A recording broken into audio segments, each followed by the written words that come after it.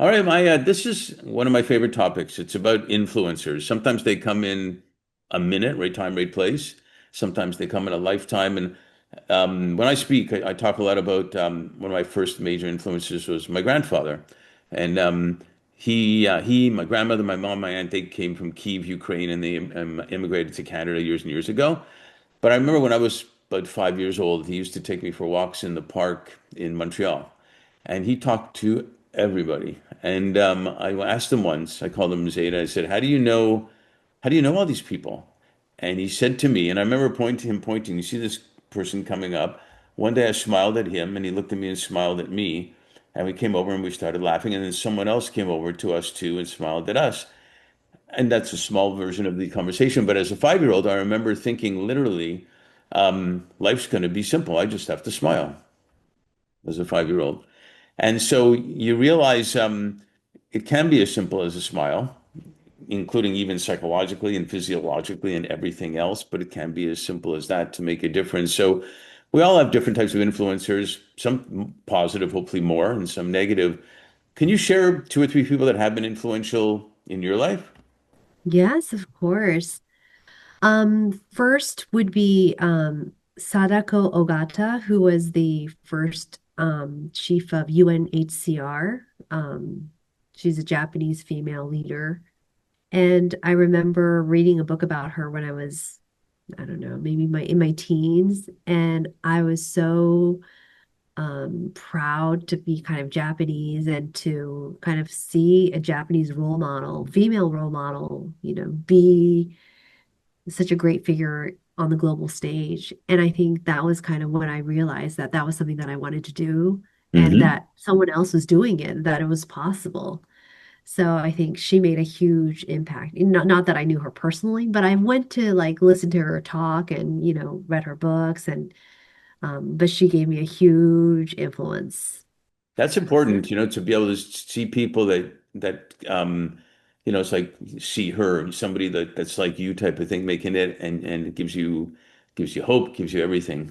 So yeah, that's important. Who else would you yeah. say?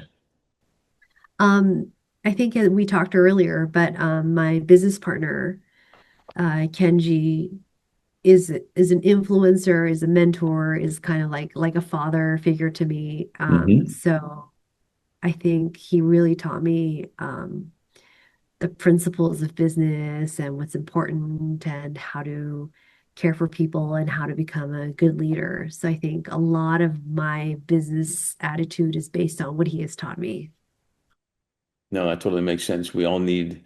I noticed that the people who think need the least coaching are the ones that want the most coaching Ah. because they understand the value of it, even though you think they don't need it anymore because they're successful in this and that. And the ones that need the most coaching say they don't need the coaching. Um, Right, that's true. Anyone else you'd want to share about that has been some kind of influence on you? Maybe I'd like to mention my mother.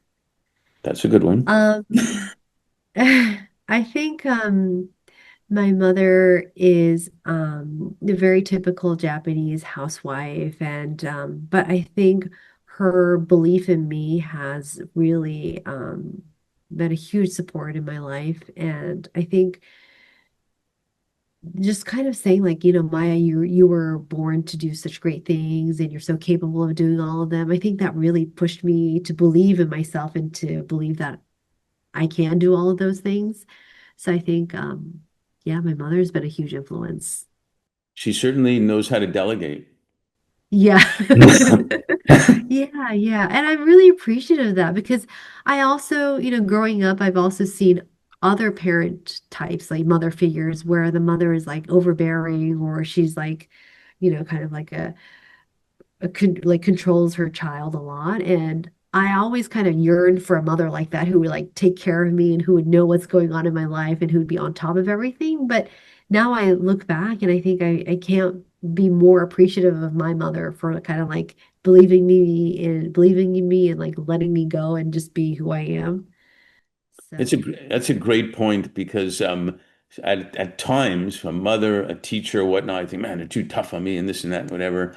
And I've seen kids like kids who maybe don't have involved parents or parents at all, and they would say to other kids, "Wow, I wish my mother cared that much about me, that you feel she's Right. swarming all over you. I wish I had a mom that did that."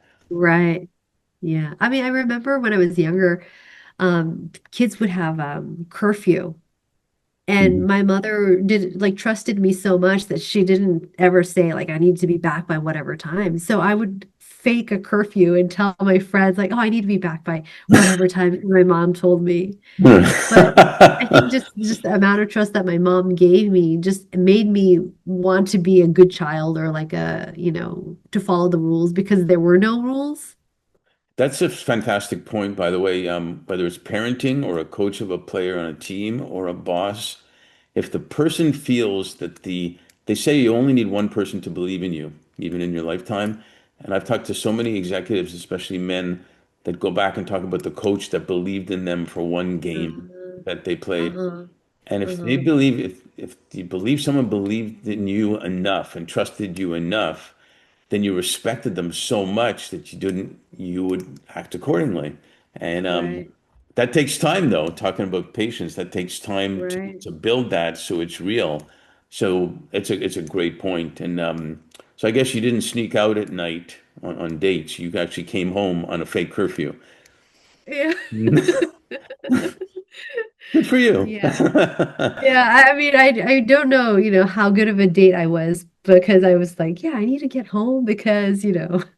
No, But I get it. And thank you for sharing all those. That's really special. thank you.